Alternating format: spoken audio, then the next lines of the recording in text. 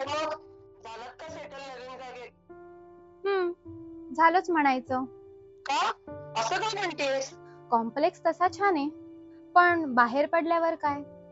रस्त्यावरची ती घाण, कचरा, बेशिस्त ट्रॅफिक, वाहतूक, नुसती गर्दी.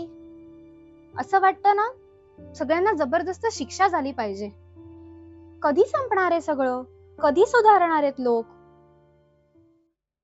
या प्रसंगामध्ये या व्यक्तीला आजूबाजूच्या परिस्थितीबाबत किंवा परिस्थितीमध्ये काहीच बदल होत नसल्यामुळे जी काही निराशा आलेली आहे त्या निराशेतून निर्माण झालेला तो राग व्यक्त होताना दिसतो आहे.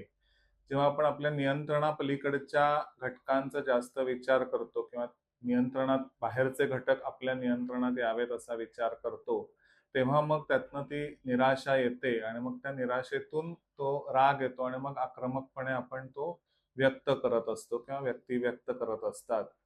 तर तुमच्याही आजूबाजूला मित्र-मैत्रिणींपैकी किंवा तुम्हाला सुद्धा कधी अशा परिस्थितीतून जाताना अचानकपणे असा राग आला, तर तो समजून घेण्याचा प्रयत्न करा. नियंत्रणाबाहेरचे घटक आणि नियंत्रणाआतले घटक अशा पद्धतीने तो समजून घ्यायचा प्रयत्न केला, तर तो राग नक्कीच शांत होईल. मनाची अशी प्रत्येक अवस्था आपण समजून घेतली, तर खूप छान होईल. कारण मेंटल हेल्थ मॅटर्स.